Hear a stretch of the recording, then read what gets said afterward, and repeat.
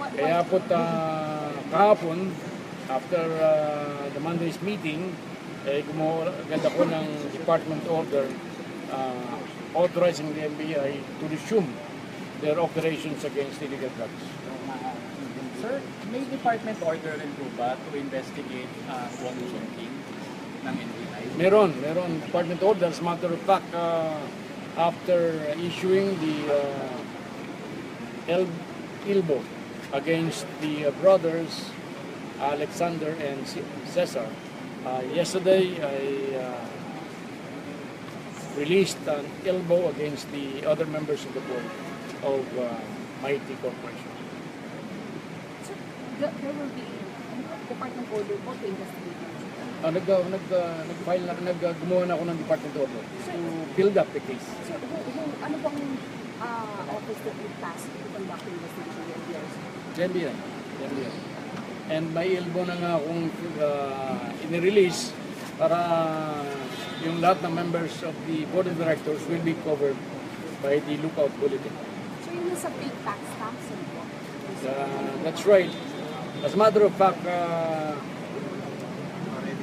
di ba nung after the president, pagkatapos na ang presidente pag-utos na hulihin si Alexander Wong Chun King, na sumurrender siya sa NBI, and then in the afternoon pumunta dito sa DOJ at nakipag-usap sa akin kasama yung kanyang mga abogado at nangako sila na in obedience to the wishes of the president magbabayad sila kung ano man ng accountability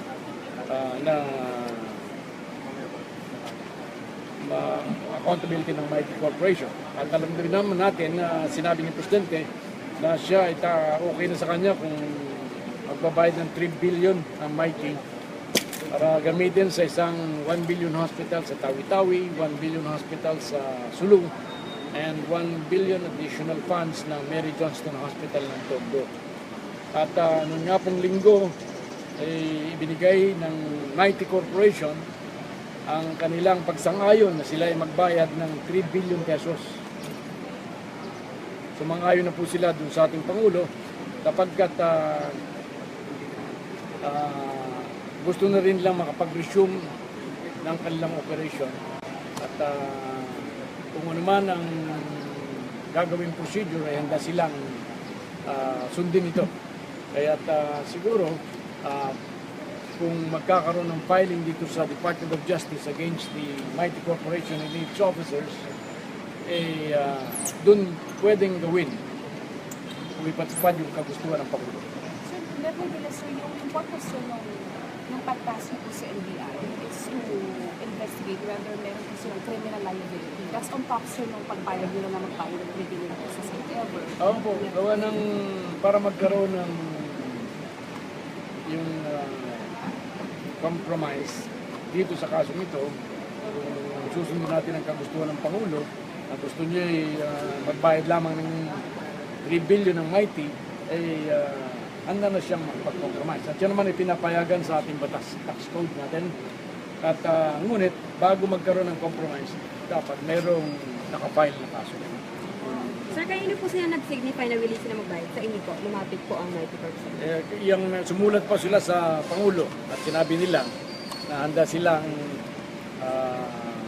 tumalima doon sa kagustuhan ng Pangulo na magbayad ang Mighty ng 3 billion.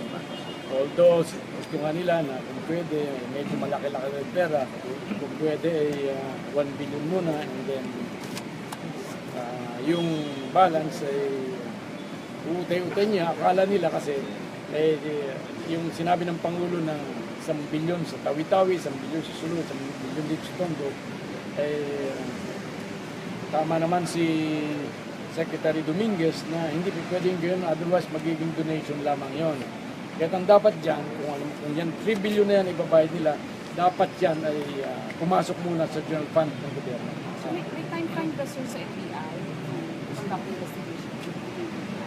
Actually, hindi ba, nabasa naman natin na yung kanilang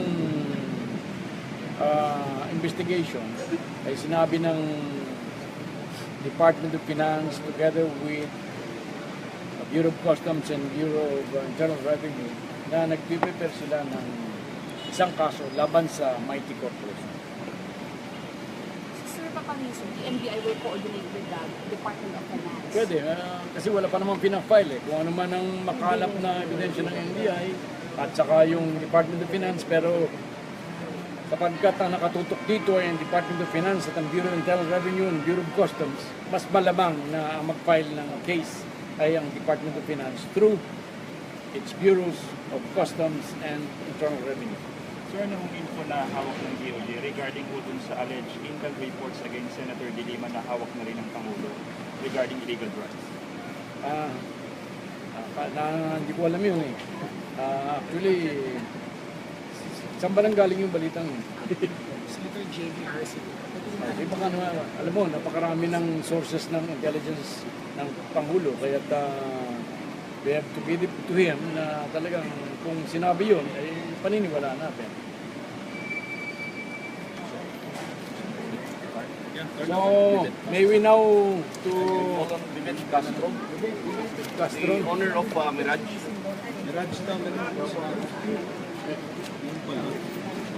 Ingat, tumingin ko at para meron tayong bagong artista dito. So, Miss Castro, we are now turning over to you the key of your Mirage. Naging isang biktima ng rent tangay o rent sanglak. Pangalan, sir? Ibet Castro. From anong sangkan? Ang galing sa Bulacan? Dito, turo niyo yung samahan niyo sa kotse. Aling kotse yun?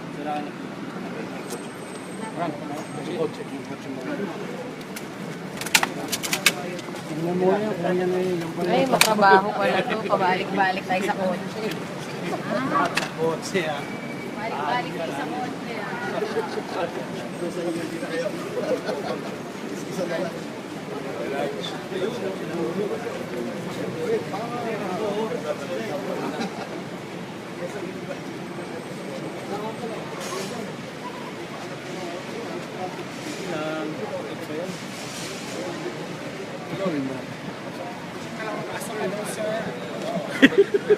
Pasok talaga.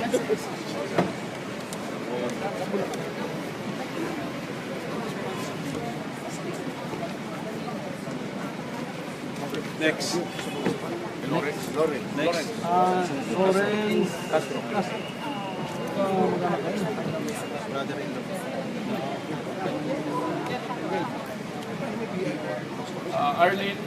Arlene Di Castro. Arlene Castro. Arlene. Magkakamag-anak. Puro Castro. Anong kotse ito? Ba't wala susi? Ito lang. June Fernandez. Yun, Fernandez. Hindi naman ang bago yung kotse ng mga nostalgia. Roland Maniquis. Hilux. Roland, relax. Henry Philip Ponce. Yan. Ano? Ito, saan ka? Bulacan. Ano Bulacan ba ito? Okay, salamat sa inyo. Thank you. Sir, thank you po. Thank you.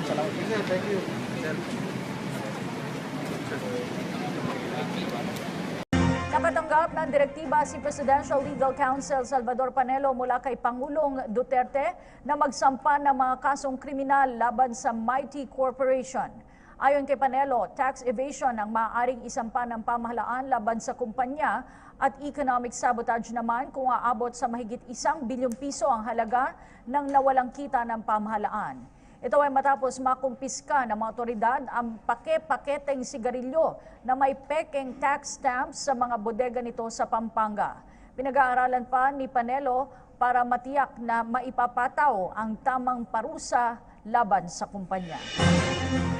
Nagsanib puwersa ang Bureau of Customs at Bureau of Internal Revenue para mas mapagtibay pa ang kasong tax evasion na isasampa laban sa Mighty Corporation. Ito'y dahil sa pagkakakumpiska ng milyong-milyong pisong halaga ng mga sigarilyo na may peking tax stamp.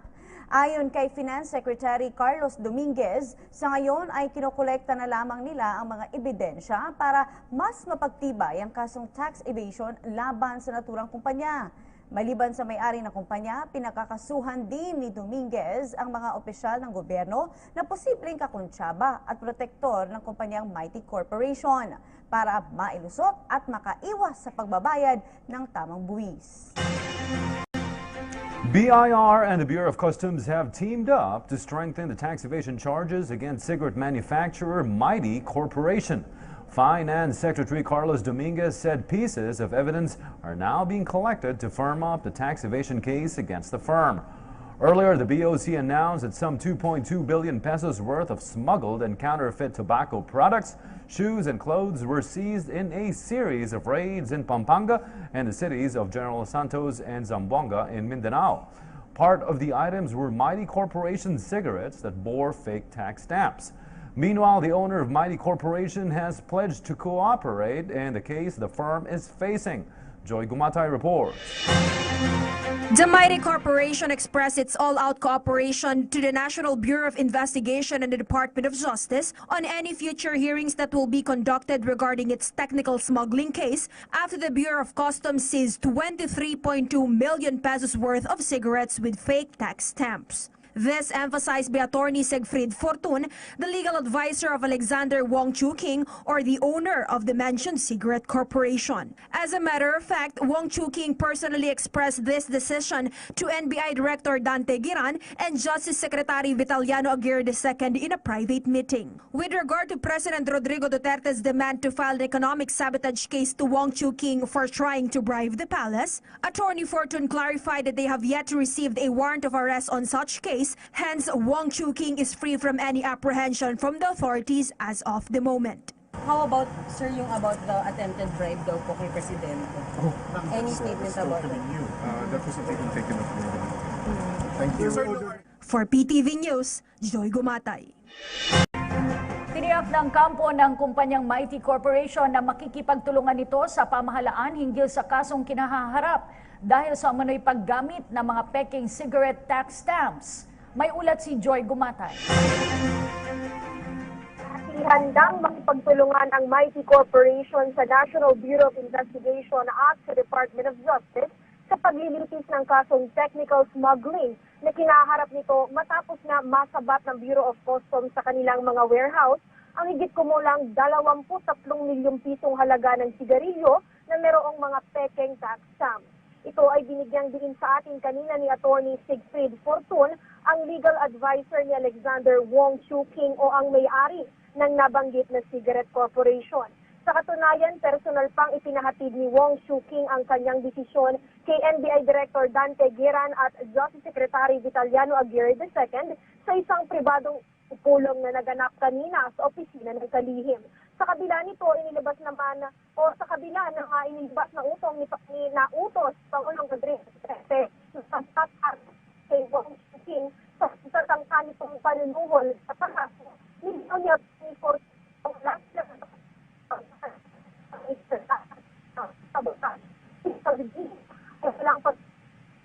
kay Wong Chu King. At yan ang ating pinakahuling ulat mula pa rin dito sa Department of Justice para sa PTV News, Joy Gumatay. Maraming salamat, Joy Gumatay. Nasa Immigration Lookout Bulletin na ang may-ari ng Mighty Corporation dahil sa paggamit umano ng kanyang kumpanya ng mga peking tax stamp. Ayon kay Justice Secretary Vitaliano Aguirre II, ipinalagay sa LBO sina Alexander D. Wong Chu King at kanyang kapatid na si Cesar. Bukod pa rito, balak ng Bureau of Internal Revenue na magsampan ng reklamong tax evasion laban sa Mighty Corporation. Nangangalap din ang Bureau of Customs ng mga karagdagang ebidensya para maireklamo ng smuggling ang naturang kumpanya.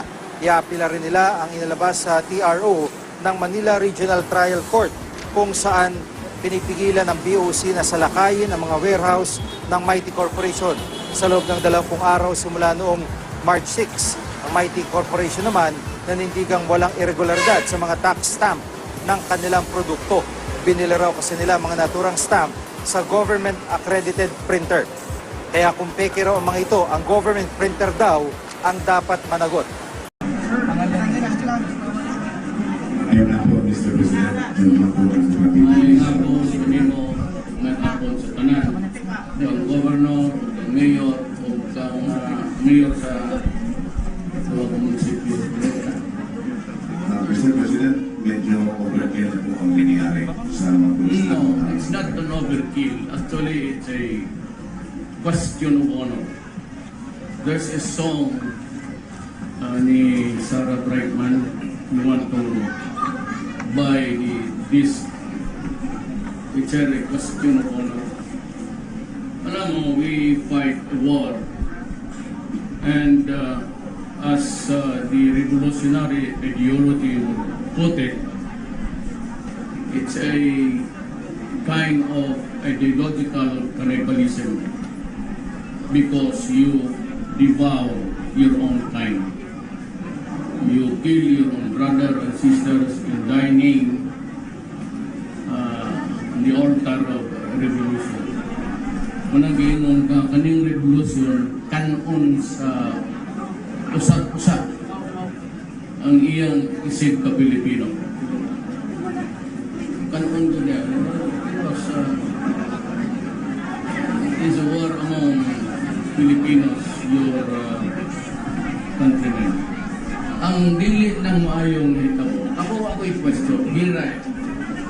And sa Central Mindanao, patawagan ako mga mayor so tanan na itong governors because ako lang ipalagan ang kantong mga explosion ng sa eskwelahan.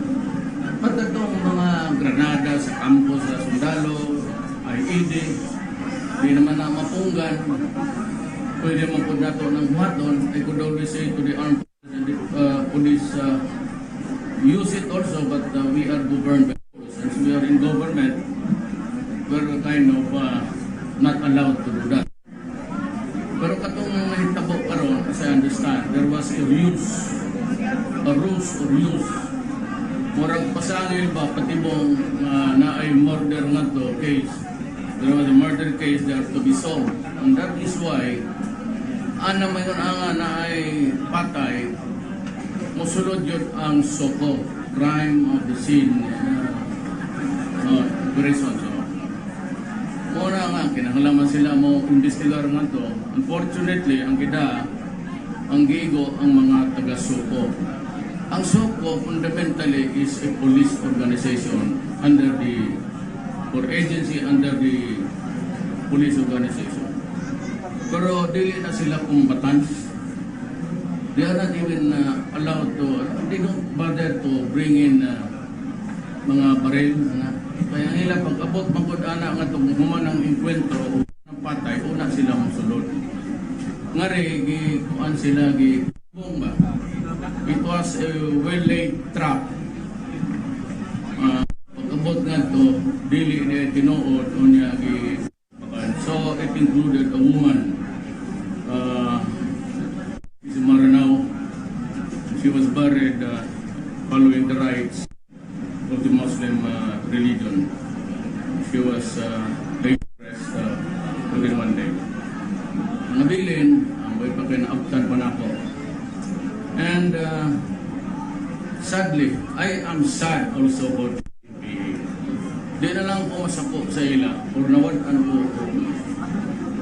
pagtanaw you don't do that malis kung nakita mo ng patrolya na diha pero kanang imong na ay patay na rin murder niya di ba magiging sila maabot ang mga investigador so but anyway kung mga Pilipino so tanawa ninyo style. Di ganit kung mo-condemn na ako'y naluoy nila. Ganoon lang. Di ko mo yung kondenar sa ilang gibuhat. Uma naman patay naman na. Naluoy ko sa ila. Kung anong imong style, pagka-pobre ni mong pagkasundalo ko. Muna imong saligan, nga pang-goberno, patay.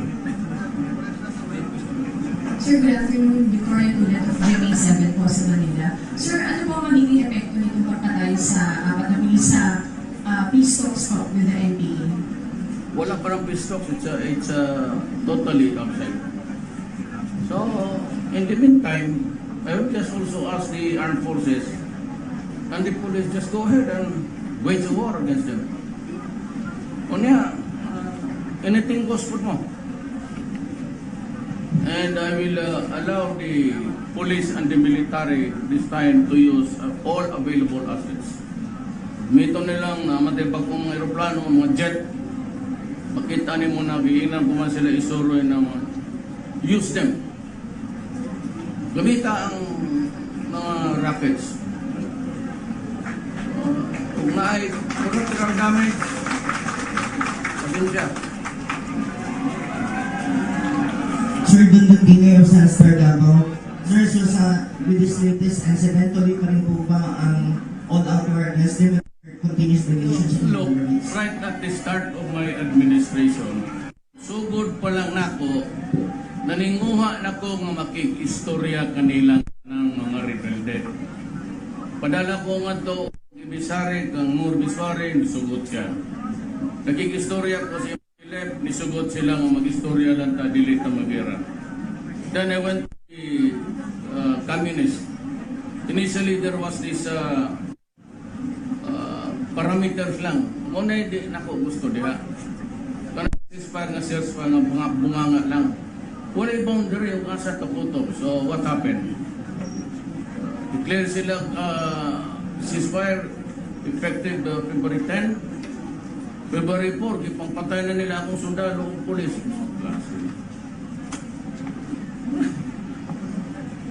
Wala tayo, mas mayo man na ingon ani ba? Mauto na kayo ko sa ila. Because the Filipino would never want them in power. I would insist on that theory. Kamo gusto mo? Kamo diya sa likod, gusto ba mo? Oo, manay. Tanawan na dinadaan mo, ingon ana mo patay kang tao nga tikas. Hasta na mga babae nga imbestigar lang. Kung sa may honor ana, kaya ako mag-ugda suko nila, naluoy ko nila. Kaya basig mag-away patag 50 anyo sa tanggaway. So we extend it to another 50 years.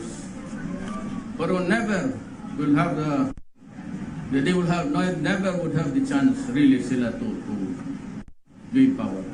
Ang mga tao may di gusto. Kaya gusto pa ang mga tao doon na silang daw.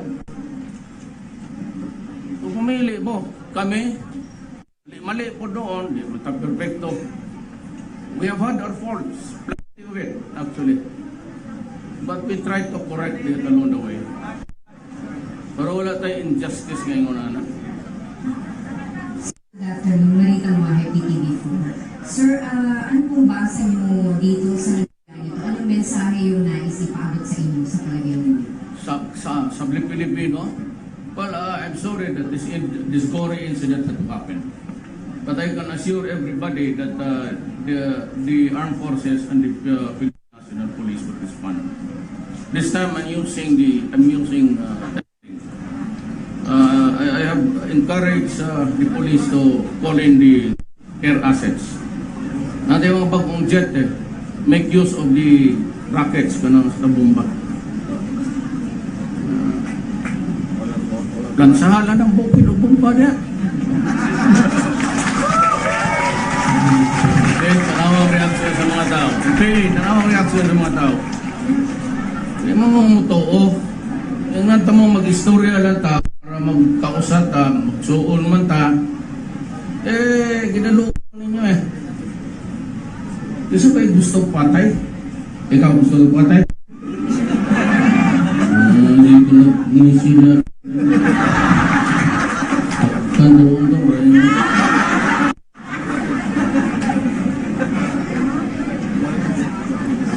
Anything else? What happened to her? I don't know. She's up at the Commission on Appointments. CSI was taken out allegedly for lying about his citizenship. I don't know what happened, but kami ni Asay roommates.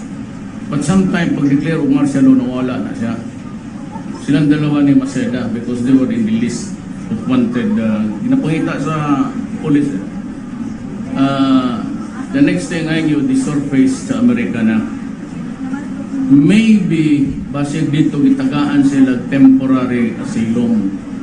And of course, a travel document para makatravel po sila to other parts of the world. But they were avoiding Philippines because they were wanted here. After the martial law years, they came back. I don't know really what happened along the way. But definitely I can say that Yasay was there, not of his own choice, to live in America, but rather they were seeking asylum. Yan sabi tawagan ni sa Bisayang yawa. Papidpid sila dito sa Amerika para di sila madako pa prison. So, mamili sila. Ako, I'm ready for an all-out war. Another 50 years, takhan man kong sundalo. Takhan man po kong pulis. Sige. And, mga ako ngayon, fight na ko natin. So, what you receive, you give also. Anak, aram na. Wala na? Barato ninyo.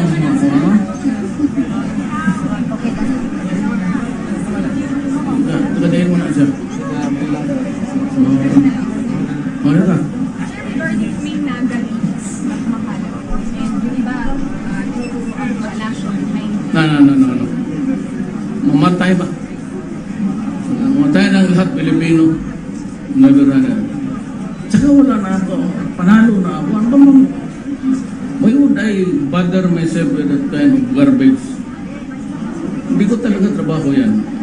And even when I was mayor, vis-a-vis with my political opponents, never really used black propaganda. Yan ang mga kalaban nila na agian nila ni Anto, and maybe some supporters of mine. Kanang masakitan po. Pero ako, I'm beyond pain politically because wala na ko ambisyon pa. Di ako kadagan. Ang ako trabaho lang. So I'm trying my best. Kanang to strengthen government, stop corruption, padakop na ko ng mga tax evader. Isa ka natin pa nga na tumiyawa to.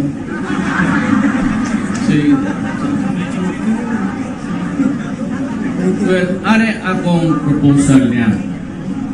Ingon siya mga abogado tax evasion. Ingon kong falsification. But if it was part of the tax evasion case, musugot na lang ko. So, his lawyers, because tax cases can be compromised. Pwede ariglohon yun basta tax liability lang. Kanang boys, yawa kakabayad, tinuyo man og dili, pwede na mo nang maariglo. Ang balaod, nitugot ana nga may ariglo, compromise. That's the word of the law. Karon, ako, kalimutan ko na, pero ang iyang gi-imprinta 1.5 billion of fake stamps. Okay? Ako masugot ko, dublihon lang niya, kalimutan ko na lang na. But anyway, ang akong saad po niya, if somebody else would pursue somebody else's office or power pursue against him, I can always pardon him. Pero mo ni sabot, ang iyang gi-offer nga mobayad sa 1.5, dili yun na acceptable sa ako. Naibinuang. So, hatag siya og doblado. More than 3 billion, ihatag niya ang 1 billion ngadto sa basihan. Dito i-diretso niya. Ayaw sa ako. Kaya ipaayo na ako, diretso niya sa Secretary of Health. Paayo na akong hospital dito. 1 billion sa hulo. Kaya paayo po na akong hospital dito, worth 1 billion. Niya sa Manila, what's the name of that hospital there? Mary Johnson. Nasa Tondo, nasa pobre ng lugar na. Is that the name of the hospital? Mary Johnston. Mary Johnston. 1 billion. So 3 billion kilometer. Tingnan siya. Tingnan siya, punta na ito nga. Pag-abot yung balik nila. Pag sa mitig Manila, rin. Oh, sabi ni Mayor, ay dugay ka naman diha, kung pagkukibaw pila ng katuig sa Binuang, but I believe he's been doing it all the time. He set us the case of tax evasion. All he has to do is to go to Dominguez, Faigdon, and Dulay sa Biyaya. Kung masagot ng tulo, okay, ang akong one is kaya ko 3 billion, ayaw yatag sa ako, do not give it to me, give it directly to the Secretary of Health. Have the hospital in Basilan completed, sa Hulo, refurbish, then you give the another 1 billion sa Mary Johnston Hospital sa Tondo. Okay na po. Okay na. Hindi na. Yan ang areglo ko. Kalimutan ko yung mga stamps. We'll stick on the tax evasion cases. But, bayad ka, dublado. He's offering 1.5. My counter offer is double it to 3. The money to the hospitals that I have mentioned. Okay? Ano ba?